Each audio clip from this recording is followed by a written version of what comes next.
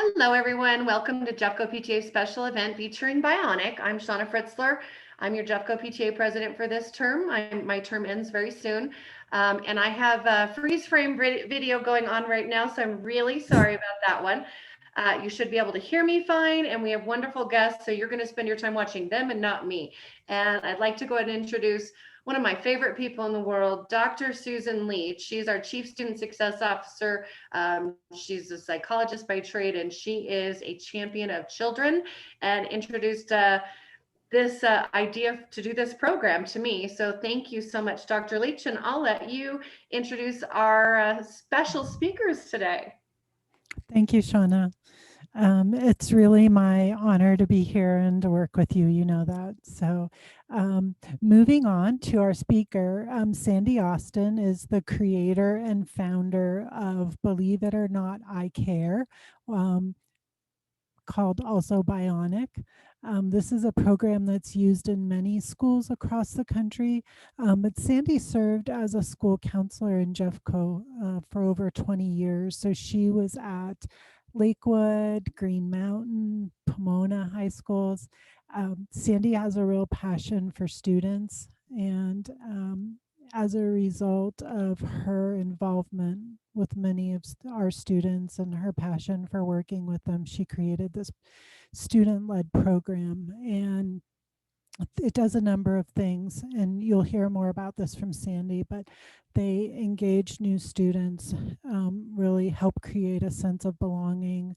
They engage students who may be experiencing some crisis or a death in the family, and they even reach out to other schools around the country who have experienced a tragedy. So without further ado, I'm going to turn it over to Sandy, who's the expert in this, and let her explain more about it. Welcome, Sandy. Thank you for your time today. Thank you, Dr. Leach. It's such a privilege to be with all of you today. And Dr. Leach and Shauna, thank you for the incredible work you're doing in Jeffco. And I'm excited to introduce the other lady coming up here in a little bit. But what a privilege to be with all you today. I'm going to go ahead and start sharing my screen now. And what is incredible is that I grew up in Jeffco, graduated from Green Mountain High School, and PTAs, you guys have been incredible. I've seen what you've done, and I've seen the magic that you do in the schools and with your students, and supporting your families. And what a privilege it is to be with all of you today. And so when Dr. Leach and Shauna said, hey, how about presenting? It's like, yes. I cleared everything off my schedule, and I just wanted to make sure I was here for you, because you were there for me as an educator, as a teacher, and a counselor in Jeffco schools, and even when I was a student in Jeffco. So again, as I said, I grew up at Jeffco at Green Mountain High School. I student taught at Columbine High School because a teacher there was one of my teachers at Dunston Middle School, and so I wanted to teach under her. And then I taught at Golden High School. I also taught in several other states, but I ended up getting back home to Jeffco, and so I was so privileged to be there. I was first started back in Jeffco after being a teacher at Golden. I became a counselor at Jefferson High School, and I have Columbine tragedy there on the screen, and that was my second year as a counselor, and that was the same year that the Columbine tragedy happened. And on that fateful day, I remember being a counselor at Jefferson, and we got a call for all school counselors and mental health workers to get over to Columbine if our schools could allow us to go, if we weren't in too much of a trauma situation, that we could go. I didn't know that our interim principal at that time, which is Ron Mitchell, school board president of Jeffco for several years, he was a retired Columbine principal. And he said, Sandy, you stay over there as long as they need you. And especially since I had a student taught at Columbine, Columbine was such a precious community to me. So I ended up volunteering almost every night. In the summer, I volunteered 2 days a week. I just loved Columbine. I was able to be there the full week after the tragedy and the day of the tragedy. And so what a privilege to be there. And then I was a counselor at Lakewood as, I don't remember if it was Shauna or Susan that said that in the Green Mountain. And I ended up my career in Jeffco at Pomona High School. So what a privilege. And so during my years in counseling, and I'll explain a little bit more why I started the Bionic team, but after 2 years after the Columbine tragedy, we had 4 suicides at Green Mountain. And I ended up starting the Bionic team there and led the Bionic team for 10 years at Green Mountain and then 4 years at Pomona. And I'm also the American School Counselor Association facilitator for their Crisis Special Professional Interest Network and everything. So anyway, what a privilege it is to be with you today. I'm going to show you a 2-minute video that is a summary of what Bionic is all about. The best way, I wish I could have students here talking to you today, but they weren't available. So we'll show a video. That's the next best thing.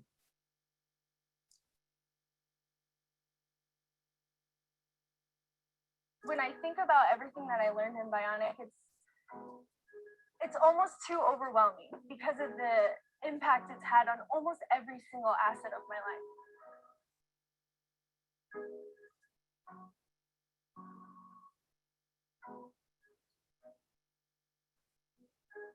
In 2001, I was a counselor at Green Mountain High School, my alma mater, and we had 4 suicides within 8 months. It just devastated the school, and we were trying to figure out what's going on, what's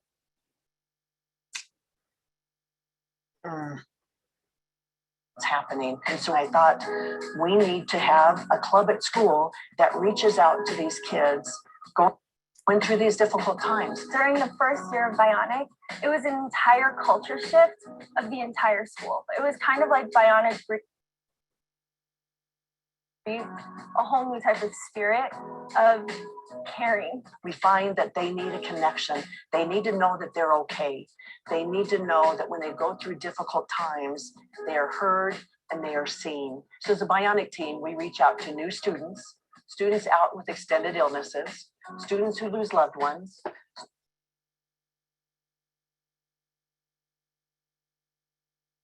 students that are bullied, and students and other schools that experience tragedy. Believe it or not, iCare team is something that goes out to people that says, hey, you lost a loved one. Hey, there was this tragedy. Hey, you.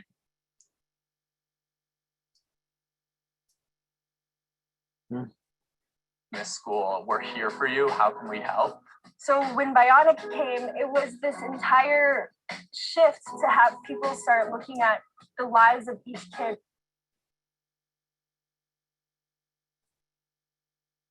beyond like how you're performing at school. What can we do to make students' lives better? And it's reach out, have their peers help them, learn empathy. You can teach empathy, and it's by being involved with programs like this. And that's what makes Bionic so innovative. I had the idea, but the kids ran with it, and that's the key.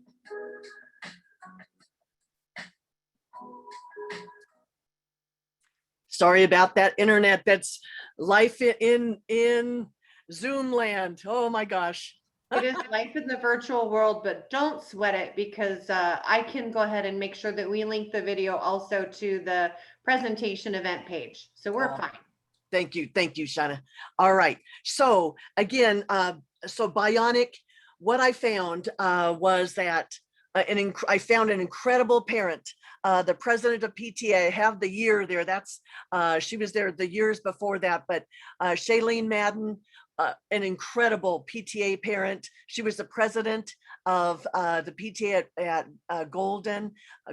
Oh my gosh, I have Golden there. It was Pomona High School. She's at Golden now. Anyway, but Shailene was incredible. And some of you may not like Shailene because her husband beat your teams at your schools, all the schools in Jeffco. The infamous Jay Madden, he was the one that just kept beating all the teams in their football program. So anyway, so I hope we can all let those go for now and listen to Shailene, a mover and shaker at Pomona High School. And Shailene, thank you for being here. And she was the wind beneath our wings for Bionic at Pomona. So thanks for being here, Shailene. Thanks for asking me. So I had the fortunate opportunity to got Sandy from my brother-in-law. He was the baseball coach and PE teacher at Green Mountain when Sandy was there. And when he found out she was coming to Pomona, he told my husband, watch out for her. She's amazing. She's doing amazing things. And so I looked her up and she started telling me a little bit about her program and what it entailed. And having had my brother in the community when the suicides were happening at Green Mountain, and then obviously having kids of my own and being very aware of mental health issues. I coached at Columbine right before the tragedy. And so watching that unfold, and several of my family members and friends were impacted by that in a very significant way, I just thought this program was amazing. And I just watched her. I think one of the things I liked, and this is kind of off topic, but one of the things I liked most is that she gave a home for kids who might not fit in the regular places. You know, they weren't the best athlete, they weren't the best person in the chorus, they weren't the best, you know, they didn't have a real niche or a real place to fit in, but they had a kind heart. And so she embodied them to grow and nurture other kids and their passion. And so when I watched that on top of what she was doing for not only our community and our school, I just felt like it was such a powerful program. And I watched a lot of kids that I was very concerned about their own mental health flourish and find a place to belong and fit in. So I think Bionic actually has, it's twofold. It gives a lot of people a niche, and it gives the whole community a kind of a hug. So I just always enjoyed what Sandy did. I enjoyed her enthusiasm and her creative ideas. And I think the reason I think she had Golden up there is because when my son started at Golden this year, I reached out to the counselors and asked if we could start this program, because I just feel like these kids deal with so much today, and especially not having known how crazy COVID was going to be. I just think that there's so many opportunities that this ties into for all sorts of mental health awareness, and to reach out to kids who just are, you know, struggling and need it, or communities. So it was an honor. I was very pleased when Sandy called and asked me to do this, and I hope it picks up. I hope that every school all over the world does it. I know we have a great mental health program here at the University of Colorado, and we focus a lot of energy and resources on that. And I'm hoping that this will be something that schools in Jeffco and all over the country start. Thank you so much, Shailene. Oh, what a blessing you've been to me in my life, and by helping us at Pomona with PTA. You guys gave us, oh my gosh, so many things, are hoodies and t-shirts and things like that to give to kids that were new, that were sick, you know, different things like that. Just always providing different things for us. So thank you for your great leadership there at Pomona. You bet, girl. Thank you. And I apologize, you guys. I have to jump off. Tyler is running a track meet today, and I'm going to try and catch a little bit of it because I haven't been able to see any yet this year. So have a great luck to you, Sandy. Thanks. All right. Thank you, Shailene. Thanks for rallying for her. We hope he wins. There you go. All right. Well, thank you so much. And you know what we found is, through the years, I've witnessed that activating compassion in students does save lives. 4 suicides, 4 funerals. I will never forget. At the start of that school year at Green Mountain High School, at one table in an art class, there were 3 students. Just 3 months later, only 1 student was left at that table. And the kids started asking her, when are you going to kill yourself? We had to change those conversations. The next semester, 48 students were put on 72-hour holds for suicide. That means they had a plan, they had a method, they had a time that they were going to do it, and they had a place that they were going to do it. 48 students. People started calling us at Green Mountain the death school, which is the most difficult public stigma for a school to erase. I had first started hearing death school when I was counseling with the Columbine tragedy. And so I knew that that was a very difficult thing for a school to be able to erase. We had to disrupt mental illness from spiraling down into more serious issues. we had to get real. We got real. We wiped the slate clean from preconceived notions. We had been trying so many different things and they weren't working. We found out after we started talking with the friends and families of the young men who had taken their lives there at Green Mountain, we found out that they had been struggling with depression, being bullied, getting in trouble with the law, substance abuse issues, some different things like that. And then that fall, when they got sick, they were bullied, they lost a loved one, or had got in trouble with the law again, they started spiraling down. They didn't ask for help. And the stigma of suicide ideation silenced them. Their friends didn't know the signs. We had to activate our students' compassion to give kids a voice. So I started the school club called the Bionic Team, which stands for Believe It or Not, I Care. And the school club is run by school counselors or teachers and with the help of parents to run the club, and they empower student leaders that coordinate the outreaches monthly or as needed. And so Bionic promotes mental wellness by providing breakfast for new students to provide connection for them, by visiting students who are sick with get well packets to let them know we're thinking about them, by visiting students in the hospital before COVID, when we could visit students in the hospital to let them know they haven't been forgotten. Also by reaching out to bullied students to let them know we're thinking about them and that there is a place at our school for them and that they do belong. Also, we reached out to students who lost loved ones to let them know we were thinking about them and that there are resources to help them through that grieving process.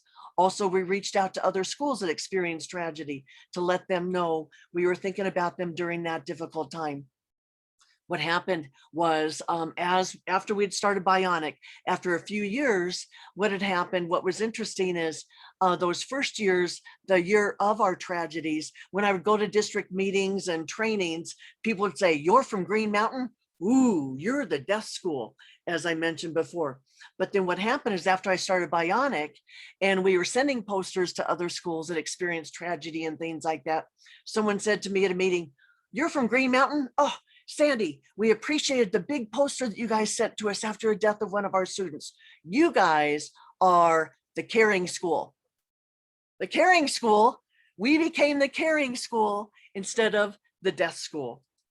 What was amazing is then 6 years ago, I had transferred to Pomona High School and they wanted to start a Bionic Team too there. So in the 14 years that I ran Bionic Teams, we had over 1,200 students that are at Green Mountain and Pomona that reached out to over 140,000 peers, school staff, families, and community members that were going through tough times.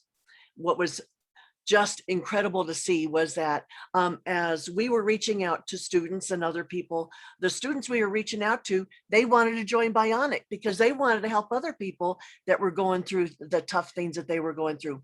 But we also inspired other schools.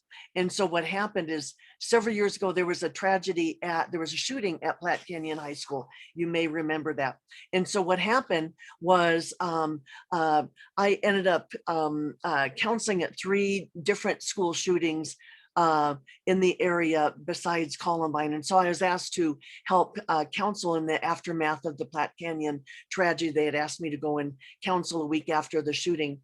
And so I went there when they were opening up the school, and we had done a poster the week before. And so what was fun is to walk into the cafeteria and to see our poster there. That's the first time I'd gone to another school where I saw our poster there, like the one that you see here. But what was amazing, oh my gosh, so touching, was there were posters from 3 other schools that we had previously reached out to after a death of one of their students or staff members.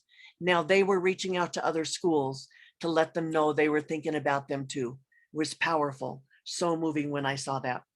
And then what's amazing is that after students finish the program, they continue, they learn Bionic as life skills, the things that we did there. And so what happened is I had a student, Eva, she stopped back to see me during her spring break from college. And she said, Miss Austin, you know, I learned from Bionic.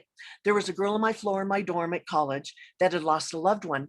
And she said, everyone was avoiding her because they didn't know what to say. She said, I went up and I went down and I got a Snickers candy bar. I got an index card and said, I'm sorry to hear you lost a loved one. I know it can be tough. Just want to let you know I'm thinking about you. And she said, I found her and I went up to her and I said, you don't know me and I don't know you, but I heard you lost a loved one. And I know it can be tough. And I just want to let you know I'm thinking about you. I know it can be very difficult after you lose a loved one. The girl started crying and she said, thank you. She said, you're the only person that's talked to me in a week. And she said, I was thinking about suicide because it was too difficult. Bionic activates compassion. So what has happened is through those years that we were leading Bionic teams, I was also president of the Colorado School Counselor Association a couple of times, and we were doing presentations at the state and local conferences and national conferences, and schools started saying they were interested in starting Bionic at their schools. So over 2,000 schools worldwide have inquired about starting Bionic at their schools, elementary through college, all 50 states and over 30 countries. What was interesting is when I was at Green Mountain and then at Pomona in 2007 and 2017, our Bionic teams won the National Philanthropy Day in Colorado Outstanding Youth Group Award. And after the second time, when we won it at Pomona, someone came up to me and said, Sandy, are you getting the hint? We love what you're doing with Bionic. It needs to be in every school in the world. And they said, you need to start as a nonprofit. I said, oh, well, that would be nice, but I'm a full-time school counselor. I'm president of the Colorado School Council Association. I've written 3 books. I said, I don't have time. Then they said, well, you need to apply for a pitch competition with the Innovator Society with Community First Foundation. So I went ahead and applied for it and I won the competition, won $160,000. And so that February, it's like, oh my gosh, I've got to retire in 3 months and do Bionic full time. So I retired 6 years early to start Bionic as a nonprofit. And it's been exciting to see what has happened. And so what was interesting is a few years ago, one of my Bionic students said, Miss Austin, have you heard the song, How to Save a Life by the Freight? And I said, no, I haven't heard it. And so we sat and listened to it.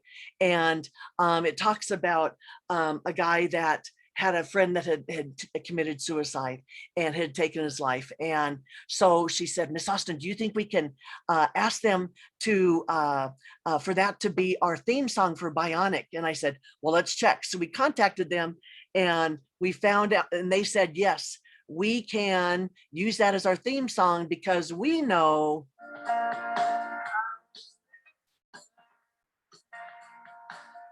activating compassion in students, plus your help and getting Bionic teams in more schools equals more caring communities and lives saved. So you may ask, well, Sandy, where did you come up with the word Bionic? So it was not new to me. When I was in high school at Green Mountain, going into my senior year, I was student body vice president. And some of you may, if you've been around as long as I have, you heard a gentleman named Dr. Earl Room, and he went around to student councils across the country to challenge them and encourage them and equip them. And so when I was 17 years old, I heard Dr. Room say that society thinks that young people only care about themselves. He said, I know that's not true. He said, you guys are here because you want to make a difference as student council officers. And he said, I want to challenge you to become Bionic people and say, believe it or not, I care with your lives. I took that deep down in my heart. I thought, he said, shock the adults that teenagers care. So I took that deep down in my heart and I said, and that became my life motto, that I wanted to say, believe it or not, I care with my life. And that's how the whole Bionic concept came about as far as the name. And so with Bionic, our goals are to make new students feel welcome, to reach out to students with extended illnesses or health conditions, to reach out to hospitalized students, bullied students, students and their families that who lose loved ones and staff, and also to reach out to other schools that experience tragedies, But then the kids kept coming up with other ideas. And so we started reaching out to the elderly and veterans too. And so it's just powerful to see these kids get excited about what they're doing, and they just keep coming up with more and more ideas. And what has been interesting is that Bionic has become one of the greatest leadership trainings that I've ever seen, because it's nothing that I had planned. What happens as these kids are doing these outreaches, they immediately see the response from their outreach. They see the results, and that builds up their confidence, and that keeps giving them more confidence to reach out. And that's where, as you heard from Eva about Eva before, when she was in college, she knew what to say to that girl that had lost a loved one. That's what happens with Bionic all the time. And so Bionic, the base of Bionic is 5 individual teams within Bionic. And so the first one is a new student team. So we have monthly lunches or breakfast, whatever works out best within the school, where we invite the new students and we talk with them about different things about the school, about, we take them on a tour, we give them information on how to get involved in the school, what are the activities they want to get involved in, and we connect them with our Bionic members. And so that's where if a new student that comes in, they say, oh, I want to get involved in basketball, or there's a Bionic student that's in basketball, so I know how to get involved. And each of these teams are, again, the things that the guys had been dealing with that had taken their lives at Green Mountain, and then also the shooters at Columbine. And so we do that, and we give them a little survival kit, as you see there on the screen. We've changed from Snickers. This was way back when we didn't understand the nut allergy situations, and so we've changed. And so now we either do typically Twix candy bars, or other kinds of candy bars and that type of thing, or some of the granola bars and that type of thing, in case there are peanut allergies and stuff like that. And so then also, but what's exciting is, again, we give the schools some freedom to expand or do some changes, morph the teams to what works best for their school. So what happened is there's in Parker, we have 2 schools, Frontier Valley Elementary and Cimarron Middle School, and they're feeder schools. And so what happens is, what they do is they have what they call Bionic Ambassadors. And so what happens is, when there's a new student, they will pair that new student with the Bionic New Student Ambassador, and they take them around on a tour of the school. They introduce them to their teachers. And then what happens is they are paired with them the first 3 days. What they do is they meet them as they come to school in the morning. They walk with them to their classes. They eat lunch together, and they're introducing the new Bionic New Student Ambassador is pairing this new student with other students of like interest, so that they will be able to have some connections immediately. One of the most difficult things for a new student is what to do about lunch. Where do I eat lunch? And so the Bionic Ambassador is there, right there with them. Oh, I've got to tell you about this. A lot of my examples are high school, but again, we have elementary through college. Let me tell you something that I saw happen, that I witnessed at Frontier Valley and Cimarron. What happened was the Cimarron Middle School Bionic leaders trained the Cimarron leaders. Cimarron Middle School leaders trained the Frontier Valley Elementary leaders. Oh my gosh, my heart was melted when I saw the kindergarten leaders for their kindergartner new students that were going to come in. They were practicing what they would say to the new students. Say, hi, I'm Maria. Welcome to Frontier Valley. It's good to meet you. Oh my gosh, my heart just melted seeing these kids and thinking, if these kindergartners are learning these skills, and if they continue on, oh my gosh, what a caring world this will be. That's my hope and prayer, is that these things will continue all their lives. So anyway, you can see I get excited about this stuff. Next one is the extended illness team. So what happens with the extended illness team is, once a student has been gone out sick 5 or more days, then what we do is we mail them a get well packet, just to let them know we're thinking about them.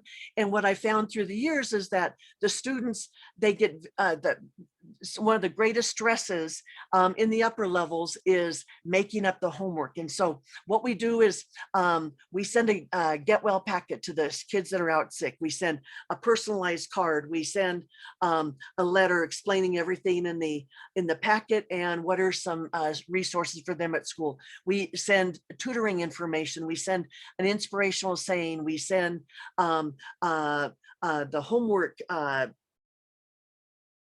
forms to keep track of their homework. And we include that in the packet and we mail it right that day on the 5th day that they've been out sick. Now, if they come back on the 6th day, when they get home from school that day, it'll be there, but we know they're not right back going full speed again. So that will encourage them over the next few days. So anyway, that will help them there. Hospitalization team, again, when we could visit students in the hospital, we bring a mug and Hershey's Kisses or a mug and balloon just to let the students know we care and we're thinking about them. And what has been amazing is the comments from parents or the students when we visited them in the hospital. They would say, "You guys are the only ones that have visited us in the hospital. Not even the friends or a lot of other people never visited." And so they said, "From the school, you guys are the only ones that visited us, and you don't even know us." And so it's been very powerful. And then for the lost team, I'm sorry, I need to drink some water.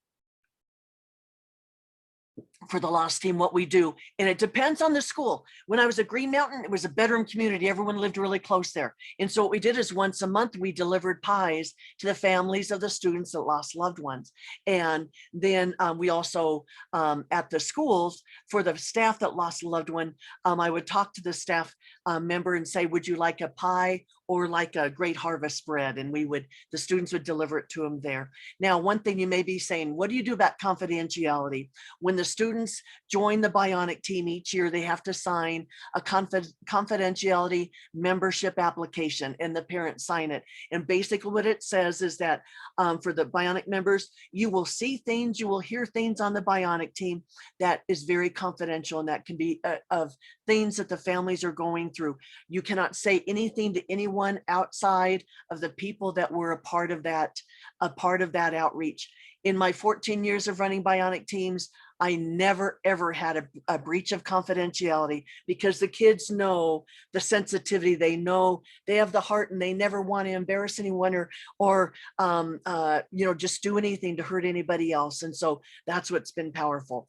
And so then also, I'm sorry, let me go back. When I went to Pomona, what happened was Pomona was at that time almost the biggest school choice enrolled school in the district, because of the football teams, the gymnastics teams, and the wrestling, and then also the some of the other teams there. We had a performing arts program that was very big, and so we had students driving from an hour away to school, so we couldn't be delivering pies. We'd go an hour that way, an hour back.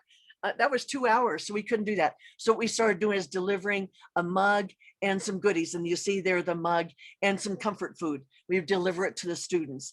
And what was interesting is, as we would go through time, I noticed that at the end of the year, those mugs would be not just the first year we did it, 2 mugs were left in students' lockers at the end of the year. And I thought, okay, something's happening here. As I thought through it, I realized when we were delivering the pies to the homes, sometimes the people that were most impacted by it were the parents, because the parents were the ones that had lost the loved ones. The parents were the ones that had lost their parents a lot of times. And so I realized that the parents were touched in a lot ways, probably more so than the students. And so then we started sending cards to the family of saying, "Hey, we're sorry to hear about the loss of your uncle," or whatever. We'd say Mario and family, so that the parents could know that they could look at that card too. And so we would tell in there, "We're sorry to hear about the loss of your uncle," or whoever, and saying, and since it's addressed to the students, saying, "We know that you may not use mugs much. We encourage you to maybe put your phone in it at the end of the day, or keys or something like that, or pencils or things, crayons, things like that. If you don't want it, give it to someone in your family that is more touched by the loss." And so then we saw that students were giving those mugs to the parents a lot of times. So that was good.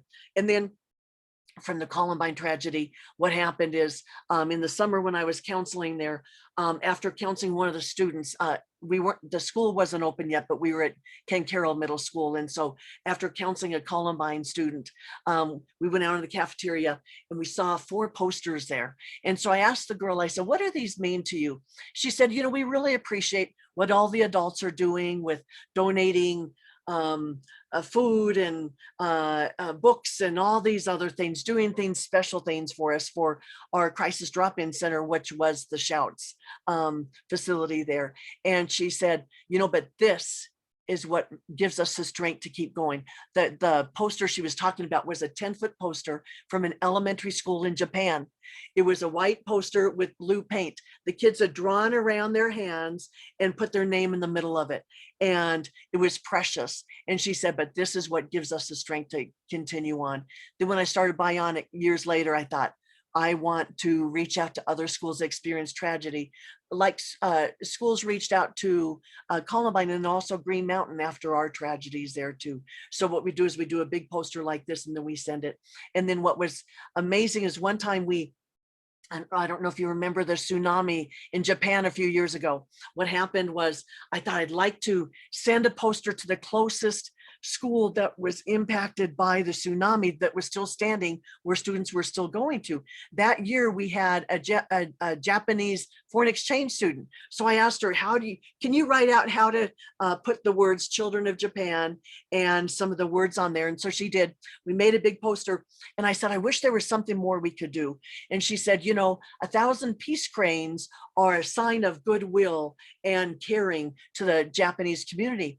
And so what we did is I said, will you help us? So she, at parent teacher conferences, a couple nights later, she sat at a table and she was teaching people how to do peace cranes, the origami peace cranes. We sent 1,000 peace cranes with that poster. It was incredible. So we've reached out to people all over the world. It's been incredible. And what was amazing is as kids, I saw through the years, when they'd hear of a tragedy in another school, they wanted to do something.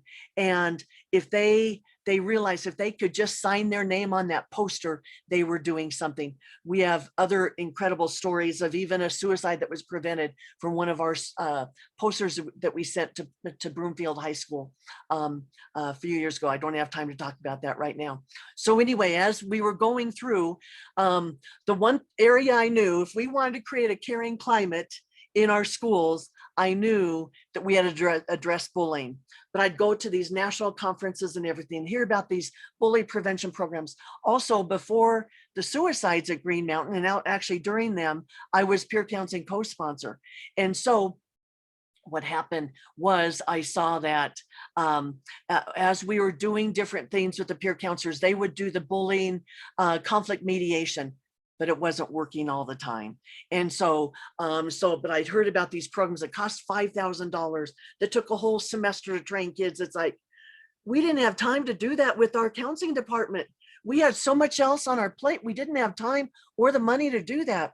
And so what was happening is for 8 years, I kept looking. I didn't want to start anything. I wanted to do the right thing. And what was interesting is I kept talking with kids that have been bullied. They'd say, Miss Austin, the most difficult thing about being bullied is not what happened between me and the bully, unless they were hurt badly.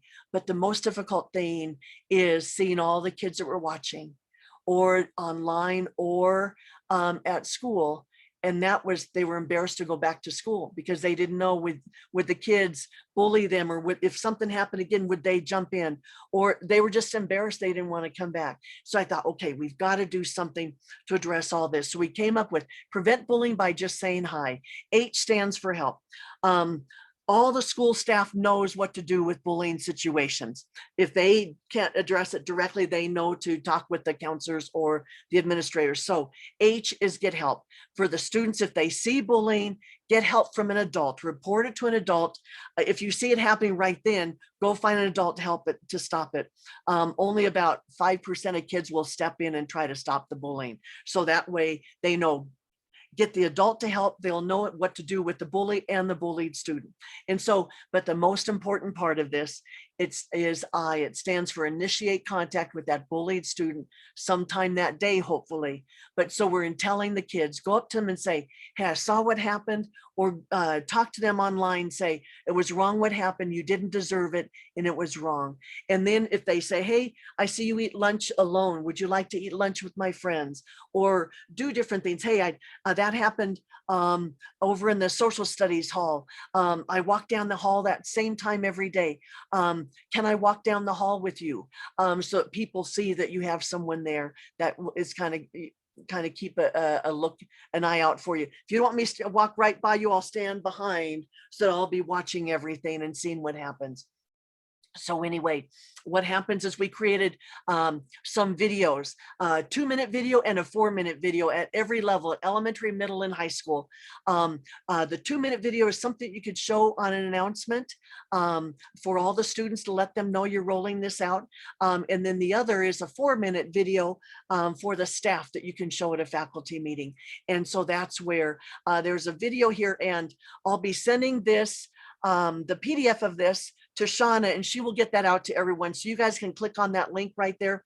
But we have those videos there, and then they are on our website, bionicteam.org, where you can see all of those 6 videos that we did. And so basically to roll it out at the beginning of the year, and then as a refresher at the semester, it's just a 10-minute presentation in classes.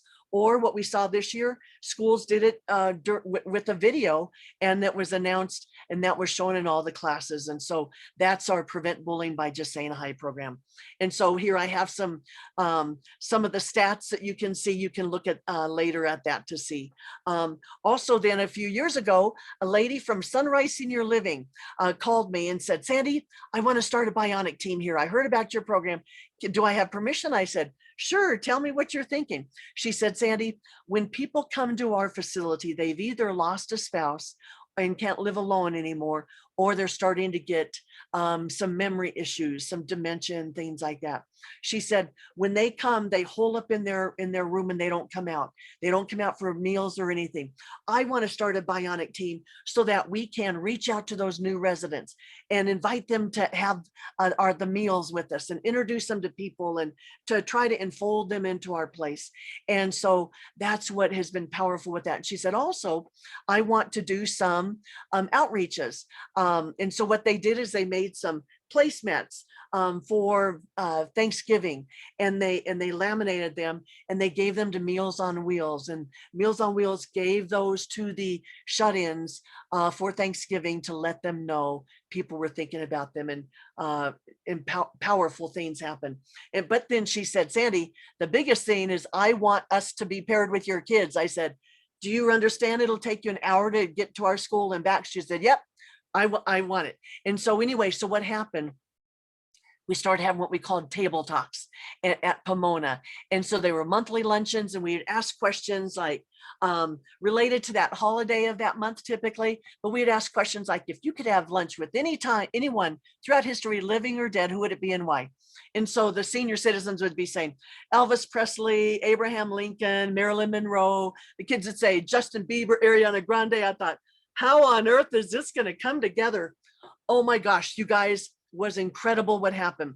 After one of our December meetings, one of the girls said, Miss Austin, I can't wait for Christmas. I said, why? She said, after what just happened at that December meeting, there was a lady there that was further along in dementia, and every single question she would answer the same answer. And she said, Miss Austin, seeing how the staff from Sunrise worked with her and talked with her, encouraged her and honored her. Now I know what to do with my grandma for Christmas. For Thanksgiving, none of my cousins and we didn't talk to my grandma because we didn't know what to do.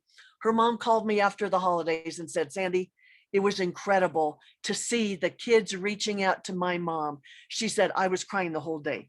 The kids were sitting with her, were talking with her and everything. It was powerful. Then I'll tell you about this other lady here, Rose, with the pink blanket. What happened? She grew up in Appalachia, a very bitter woman, had been through some very difficult things. And anyway, her answers during the questions were very like, well, you kids wouldn't understand this, but and then she would tell very difficult things she'd gone through. The kids started pulling away from her. What happened? is we decided to make some fleece tie blankets. And anyway, what we did is we had people from the school sponsor those. 2 girls wanted to sponsor roses, and she was the only one.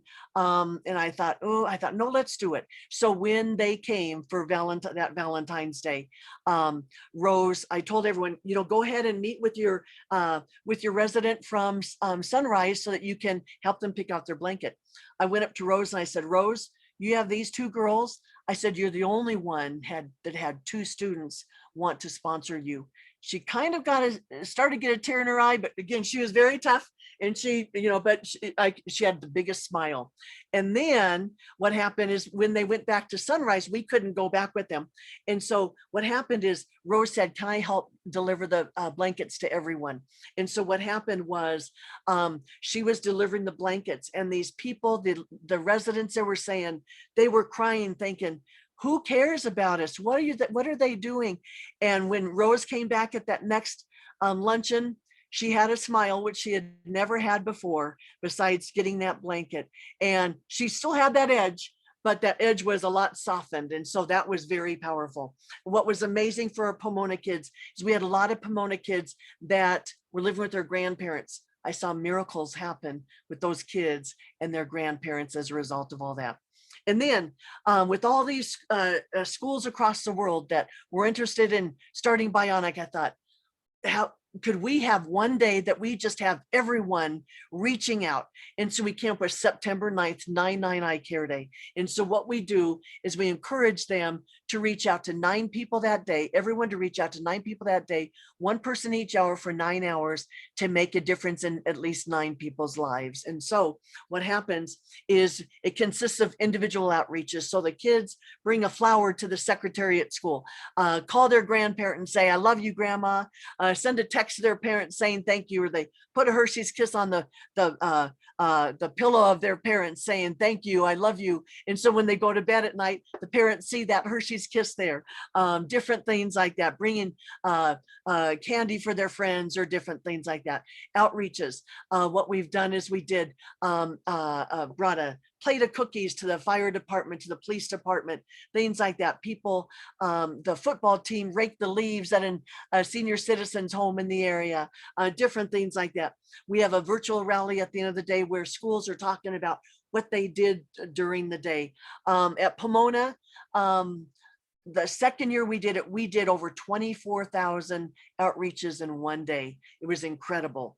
And so also we encourage community service projects where collecting things for the homeless or children's hospital or different things like that. So my imagination is that if people throughout the world could just do something that day, even Lady Gaga that goes and reaches out to the homeless.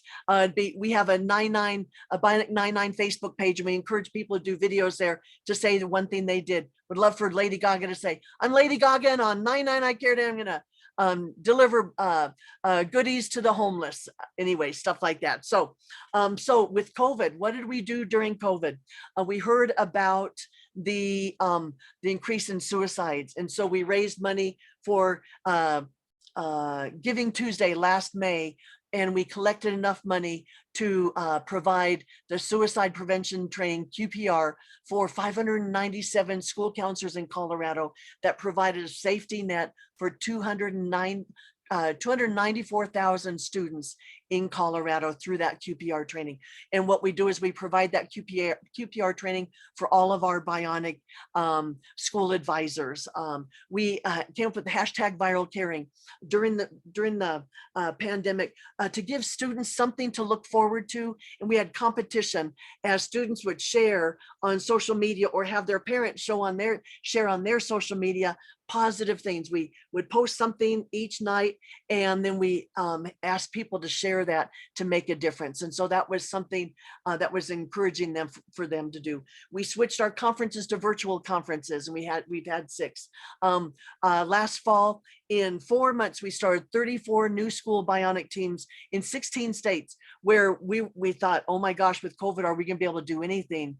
But we were able to do that. We reached out to rural communities facing suicides up in the northeastern area of Colorado, in the Vail area. There were a lot of suicides there. And so we provided QPR training for the staff at their school.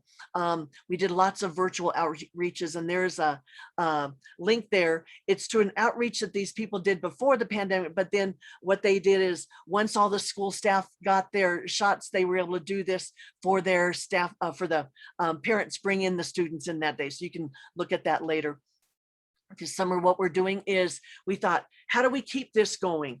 We know that parents are always looking for outreaches to do or things to do, activities for the summer. We thought, how about carrying activities during the summer as a family to reach out, to keep these things going? And so what we're going to do is starting June 1st, we're going to have activities that we're going to have information for families to do. Cleaning up a park. This is once a week, an activity. Helping a senior citizen, thanking a service worker, outreaches to homeless, veterans, different things like that. And we're encouraging people to post information on our Bionic Facebook page.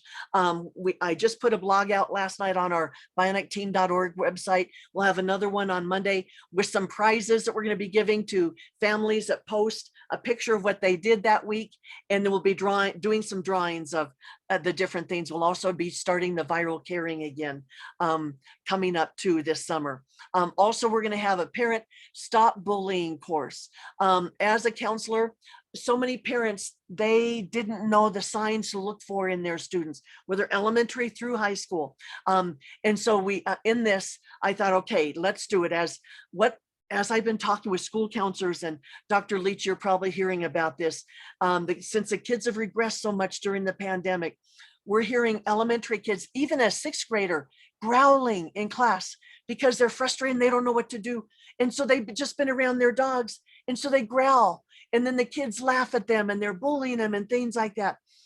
Just the different things happening. The kids have lost their social skills. They're treating each other like siblings, their peers.